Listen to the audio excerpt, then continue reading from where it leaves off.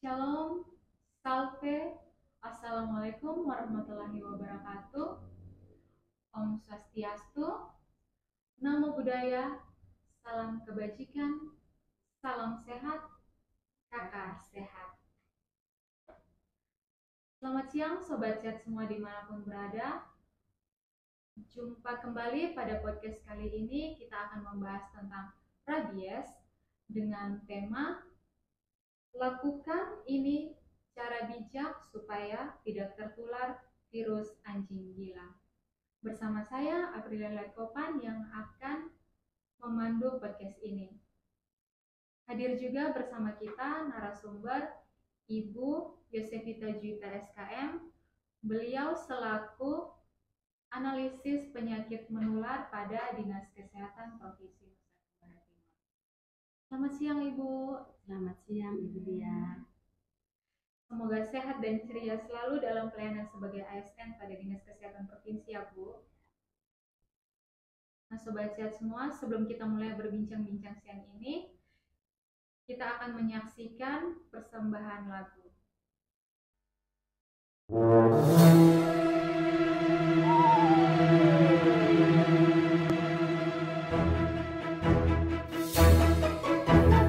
Rabies itu berbahaya bila kita tak mengenali tandanya. Satu gigitan anjing dapat hilangkan nyawa, keselamatan jadi taruhannya.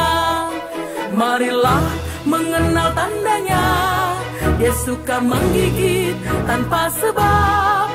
Dia takut air, diam di tempat gelap.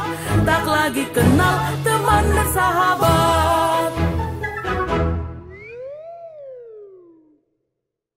Sobat Sehat semua dimanapun berada, podcast kali ini kita akan membahas penyakit yang saat ini di daratan timur membuat kita resah, yaitu rabies.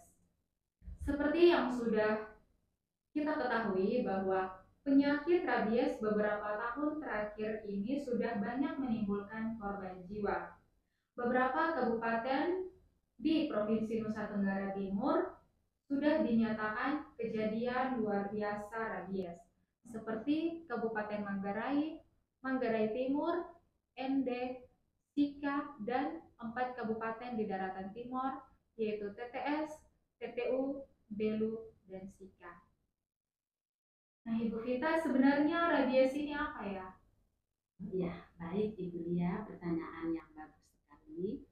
Penyakit rabies adalah penyakit infeksi akut bersifat zoonotik yang ditularkan oleh hewan penular rabies ke manusia melalui gigitan, terutama gigitan anjing, kucing, dan kera. Penyakit rabies ini menyerang sistem saraf pusat pada manusia dan hewan berdarah panas yang disebabkan oleh virus rabies. Ditularkan melalui saliva atau air liur hewan penderita rabies melalui gigitan atau luka terbuka. Penyakit ini bersifat fatal, biasanya berakhir dengan kematian. Rabies telah menyebar luas secara global di semua benua di dunia kecuali Antartika. Ya, lebih dari 95% kematian pada manusia terjadi di Asia dan Afrika, dan hampir 99% kasus kematian rabies pada manusia itu ditularkan oleh gigitan anjing. Wah, berarti rabies ini penyebabnya adalah virus rabies ya? Ya, betul sekali. Nah, Ibu, bagaimana asal mula sampai virus ini muncul di NTT ya? Iya, baik sekali pertanyaannya Ibu Lia. Nah, pertama kali masuk ke NTT virus rabies ini yaitu di Desa Sarotari di Kabupaten Flores Timur. Nah, ada satu pekerja dari Pulau Buton bawa anjing dari Pulau Buton ke Flores Timur. Ya, itu terjadi di tahun 1997, jadi 27 tahun yang lalu. Kabupaten Sika terjangkit rabies tahun 98,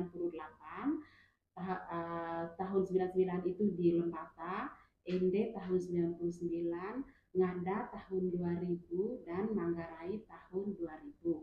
Yang saat ini ke 9 kabupaten di Flores itu sebagai kawasan karantina rabies. Nah, pada bulan Mei 2023 kita dikagetkan dengan kasus rabies di Pulau Timor, yaitu di Kabupaten TTS. Di sana terkonfirmasi positif rabies pada sampel otak anjing dan 1 kematian pada manusia. Dan 7 November di Kabupaten TTU terjangkit rabies dengan terkonfirmasi positif rabies pada sampel otak anjing dan 3 kematian karena rabies pada manusia. Nah, pada tanggal 11 Desember 2023, Kabupaten Malaka terjangkit dengan 1 anjing positif rabies dengan 1 kematian rabies pada manusia. Nah, kemarin ini 13 April 2024, Kabupaten Belu juga sudah terjangkit dengan 14 spesimen hewan yang positif dan 1 kematian karena rabies pada manusia.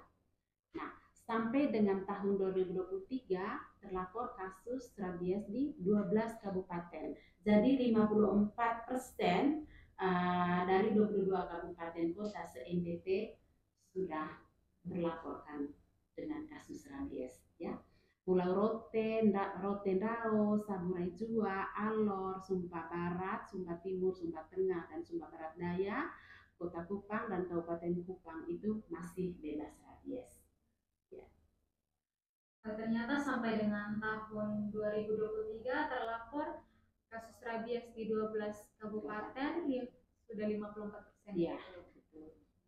Lalu apa yang sudah dilakukan oleh Dinas Kesehatan Provinsi? Ya, baik Ibu Lia, yang sudah dilakukan oleh oleh pemerintah Provinsi Nusa Tenggara Timur itu adanya instruksi Gubernur Nusa Tenggara Timur nomor 7 tahun 2000 tanggal 31 Agustus tahun 2000 tentang penanggulangan rabies di wilayah Nusa Tenggara Timur. Kemudian ada lagi instruksi Gubernur Nusa Tenggara Timur nomor 5 tahun 2023 tanggal 5 Juni 2023 tentang penanggulangan rabies di Pulau Timor. Dan ada di kabupaten juga ada regulasi terkait pengendalian rabies seperti Peraturan Daerah Kabupaten Sika nomor 4 tahun 2014 tanggal 2 Juni 2024 tentang penanggulangan rabies. Wah, luar biasa ya Sobat Chat semua. Segala daya upaya sudah dilakukan oleh pemerintah Provinsi Nusa Tenggara Timur melalui Dinas Kesehatan Provinsi Nusa Tenggara Timur dalam upaya penanganan rabies di Nusa Tenggara Timur tercinta. Nah, Ibu, bagaimana perkembangan penyakit rabies di NTT dalam beberapa tahun terakhir ini? Ya, baik Ibu Lia. Tren gigitan hewan penular rabies dan kematian rabies di Provinsi Nusa Tenggara Timur, saya ambil data dari tahun 2018 sampai dengan Mei 2024 ya Ibu Lia. Tahun 2018 kasus gigitan HPR kita ada 12.530 kasus gigitan dan yang mati ada 12 kasus ya.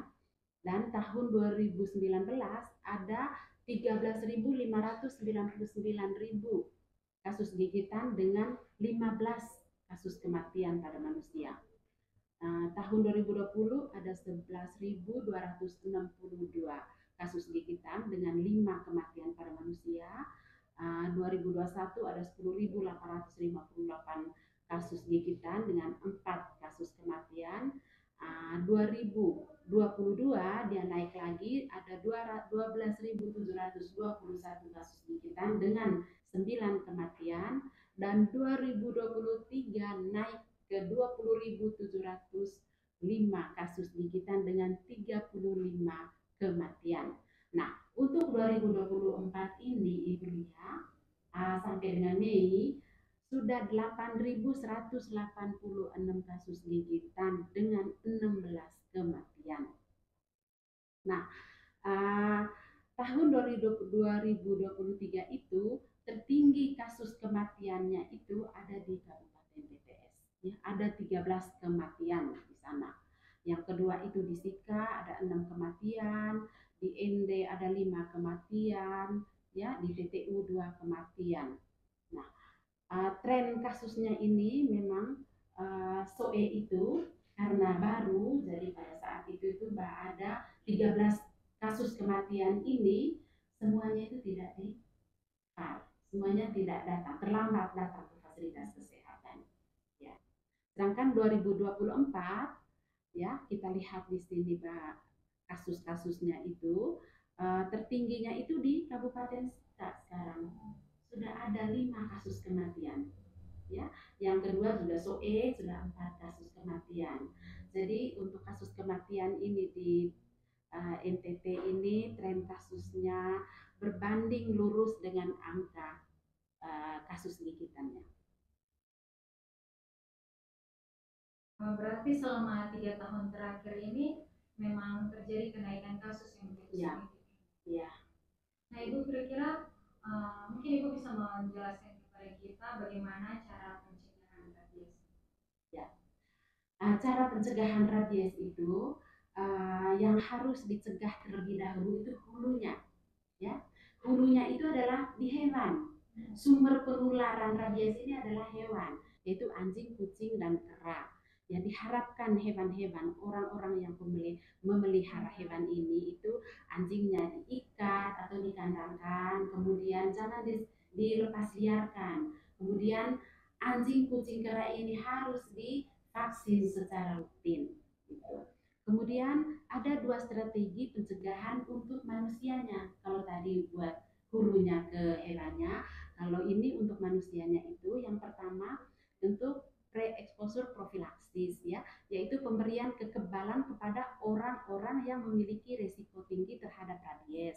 Antaranya petugas kesehatan seperti dokter, perawat yang sering menangani kasus di HPR ya atau penderita rabies. Yang kedua petugas kesehatan hewan seperti dokter hewan, mantri hewan, teknisi laboratorium yang karena pekerjaannya sering kontak dengan hewan penular rabies ya.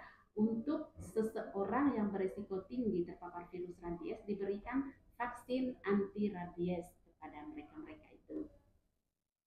Ya. Berarti yang perlu kita perhatikan di sini dan mencegahnya ada 2 ya Bu, seperti yang sudah tadi Ibu jelaskan kepada kita semua sobat sehat. Ya. Nah Ibu lalu bagaimana langkah-langkah awal jika kita tergigit hewan yang tertular ada virus rabiesnya? Baik, ya sebelumnya untuk kalau yang pertama tadi itu pencegahan profilaksis kepada orang-orang yang sering kontak dengan hewan. Yang kedua tadi itu untuk orang-orang yang menjadi korban gigitan HPR Ibu. Ya, meliputi pencucian dan perawatan luka, pemberian vaksin anti rabies yang dilakukan sesegera mungkin setelah digigit ya. Pemberian serum anti rabies jika ada indikasi luka risiko tinggi. Jika kita perlu hindari atau jangan terlalu dekat dengan anjing atau kucing atau kera jika berada di wilayah-wilayah tertular rabies. Nah, bagaimana caranya tadi itu? Cara-cara untuk pencegahan supaya luka tergigit bisa tidak penanganan apabila kita sudah tergigit oleh anjing itu adalah lakukan pencucian luka pada kasus untuk semua kasus gigitan ya, jangan dikira oh itu bukan anjing rabies, pokoknya semua 100% yang digigit anjing itu harus dicuci lukanya. Nah, cara mencuci lukanya seperti apa? Kalau luka gores ya, cuci lukanya itu harus searah ya, searah gini dengan sabun dengan air mengalir selama 15 menit ya. Kalau luka dalam itu cuciannya itu harus searah jarum jam dengan sabun dengan air mengalir selama 15 menit juga. Hindari tindakan invasif seperti menyikat luka, itu tidak boleh ya. Kemudian diharapkan pencucian lukanya itu dalam rentang waktu 12 jam ya. Umpamanya dia digigit jam 6 pagi, batas cuci lukanya jam 6 sore ya, selama 12 jam itu. Kemudian kalaupun terlambat tidak apa-apa, tetap dicucikan lukanya. Setelah cuci luka, diberikan betadin atau antiseptik lainnya. Gitu. Jadi luka harus dibersihkan secara menyeluruh dengan alkohol 70% atau povidin iodin jika tersedia. Luka gigitan tidak boleh dijahit, ya. Bila sangat diperlukan, bisa dijahit, tapi jahit situasi saja, sekedarnya saja gitu. Jadi setelah semuanya itu, jangan lupa yang terakhir, segera bawa orang tersebut ke fasilitas kesehatan untuk mendapatkan vaksin anti rabies atau serum anti rabies sesuai indikasi luka. Kemudian hindari seperti yang saya bilang tadi itu, hindari memberikan bahan yang menyebabkan iritasi pada luka seperti bubuk cabai, perasan tanaman atau asam atau alkali. Kemudian tidak boleh lukanya ditutup dengan air, kain atau pembalut. Kemudian tidak boleh disikat. Nah, ini merupakan hal yang penting dan harus menjadi perhatian para sobat sehat semua. Terkadang kita tidak sadar bahwa anjing kita sudah terinfeksi virus rabies. Sehingga untuk langkah awal, ketika tergigit hewan peliharaan rabies, lakukan dengan baik dan seksama serta hindari hal-hal seperti yang sudah disampaikan oleh ibu narasumber kita siang ini. Nah, sobat sehat semua, dimanapun berada juga pasti penasaran bagaimana ciri-ciri hewan yang sudah terinfeksi virus rabies. Ya, mungkin Ibu Vita bisa memberikan kita jawabannya. Baik, terima kasih Ibu Lia. Ini pertanyaan yang bagus sekali. Jadi ciri-ciri anjing rabies itu ada dua, ya. Ada cirinya itu ada bentuk ganas dan diam, ya. Kalau rabies yang ganas itu, anjingnya itu yang pertama tiba-tiba suaranya parau, ya. Tidak seperti biasanya menggonggong orang suaranya lenting. Ini kalau dia sudah kena rabies, dia suaranya parau gitu. Tidak menuruti perintah majikannya lagi.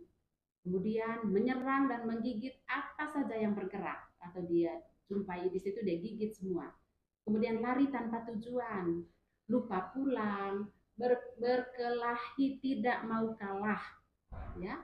Biasanya ekor itu berada di antara dua paha belakang, ya. Kemudian kejang-kejang yang disusul dengan kelumpuhan, kemudian air liurnya banyak sekali dan berbusa, ya. Biasanya mati dalam 4 sampai 7 hari setelah gejala pertama muncul.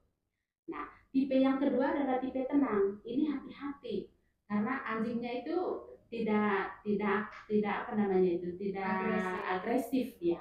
Dia tenang saja. Biasanya dia itu bersembunyi di tempat yang tenang, biasa di pojok-pojok, di sudut, di kolong meja, kemudian di kolong tempat tidur. Pokoknya dia cari tempat-tempat yang tenang. Gitu. Dia tidak mampu menelan. Kita kasih makan dia tidak bisa makan, tidak mampu menelan. Kemudian mulutnya terbuka, air liurnya berlebihan, ya, banyak sekali berbusa. Kemudian dia kejang-kejang berlangsung singkat, kemudian dia lumpuh dan dalam waktu yang tidak terlalu lama juga dia akan mati sendiri. Selain itu, rabies pada manusia juga memiliki tanda-tanda tersendiri juga. Kalau pada manusia, itu dia nyeri atau gatal di lokasi luka gigitan. Walaupun lukanya sudah sembuh, kalau sudah menunjukkan gejala, itu dia sudah nyeri kembali lukanya itu. Kemudian gatal-gatal di sekitar luka. Kemudian dia mual, demam, sakit tenggorokan yang menyebabkan dia tidak bisa telan air, telan makanan itu tidak bisa. Kemudian sakit kepala hebat, dia gelisah, dia takut air, takut cahaya, air liurnya juga berlebihan dia itu. Kemudian dia tidak tahan pada suara gaduh. Jadi dari penjelasan Ibu barusan, ciri-ciri rabies ini memang sungguh menakutkan dan sangat memprihatinkan ya Bu. Iya. Nah, rasa penasaran saya semakin kuat nih Sobat Sehat. Kita juga ingin mengetahui bagaimana rabies berkembang di tubuh manusia. Mungkin Ibu juga bisa menjelaskan kepada saya dan Sobat Sehat semua. Ya, baik Ibu ya. Jadi rabies ini setelah memasuki tubuh manusia, virus rabies bergerak dari lapisan jaringan paling dalam di bawah kulit manusia yang disebut dengan jaringan subkutan, atau dari otot menuju jaringan saraf perifer, yaitu jaringan persarafan tubuh yang ada di luar otak atau saraf tulang belakang. Virus bergerak sepanjang jaringan saraf tulang belakang dan otak dengan kecepatan kira-kira 12-24 mm per hari. Orang-orang yang terinfeksi menunjukkan perubahan perilaku dan tanda-tanda klinis pada saat virus sudah mencapai otak. Jadi kalau virus itu belum mencapai otak, orangnya biasa-biasa saja. Dia tidak ada tanda-tanda rabiesnya. Yang perlu menjadi perhatian kita bersama yaitu tidak ada pengobatan spesifik saat klinis rabies sudah muncul. Ya, rabies manusia yang selalu berakibat fatal. Nah, Sobat Sehat semua, mari waspada terhadap rabies, akibatnya pasti fatal dan dapat menimbulkan kematian. Jika digigit hewan penularan rabies, misalnya anjing, maka yang perlu dilakukan yang pertama, mencuci luka selama 15 menit dengan menggunakan sabun pada air mengalir, lalu memberikan betadin atau obat antiseptik lainnya, dan segera membawa ke fasilitas kesehatan untuk mendapatkan vaksin anti rabies. Nah, Ibu, mungkin apa ada syarat pemberian vaksin anti rabies dan serum anti rabies yang perlu kita ketahui bersama, Bu? Ya, Ibu Lia, semua pemberian obat, pemberian vaksin tentu ada syarat-syaratnya sesuai dengan SOP. Nah, untuk pemberian vaksin anti rabies pada manusia itu tidak ada kontraindikasinya, ya. Bisa diberikan pada ibu hamil, ibu menyusui, dan lansia, bahkan bayi juga ya kalau digigit anjing. Semakin cepat semakin baik karena bersaing kecepatan pembentukan antibodi dengan perjalanan virus rabies. Pemberian VAR pada hari ke-21 dapat dihentikan bila HPR-nya itu masih sehat atau tetap hidup di hari ke-14. Sedangkan pemberian serum anti rabies diberikan pada luka gigitan hewan penular rabies beresiko tinggi, injeksikan saat di sekitar luka yang ada, sisanya disuntikan secara intramuskuler bersama dengan pemberian vaksin anti rabies hari ke-0. Bila jumlah sedikit, SAR dapat diencerkan, diberikan secara infiltrasi sebelum melakukan tindakan jahitan situasi pada luka. Begitu, Ibu. Nah, Sobat Sehat semua dimanapun berada, dalam pembahasan podcast kita kali ini, kita sudah lebih mengetahui dan memahami bersama tentang apa itu rabies, bagaimana gejala dan tanda-tanda tertular rabies, cara penanganan dan pencegahannya yang harus kita lakukan. Mungkin sebagian dari kita yang sudah menyaksikan podcast yang ini beranggapan merupakan informasi baru, tapi ada juga yang sudah mengetahui sejak lama. Namun, bukan tentang informasi baru atau lama, melainkan mari kita sama-sama melakukan apa yang dianjurkan pemerintah.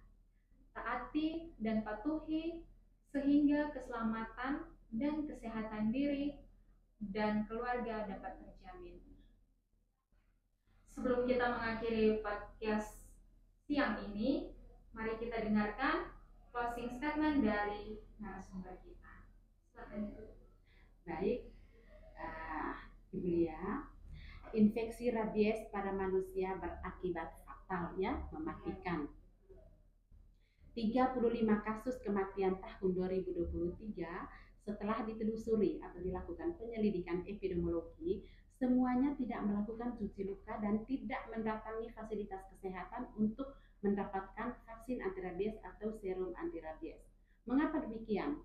Itu karena mereka menganggap enteng karena digigit anjing sendiri atau tidak mau tahu, masa bodoh gitu ya. Oleh karena itu mari kita waspada, jangan lengah dengan rabies. Sudah banyak makan korbannya. Ya. Menurut Organisasi Kesehatan Dunia atau WHO, langkah terbaik yang harus dilakukan setelah digigit hewan penular rabies adalah mencuci luka sesegera mungkin minimal 15 menit di bawah air mengalir pakai sabun. Ya. Setelah mencuci luka, segera bawa ke fasilitas kesehatan. Jangan diam-diam saja di rumah gitu.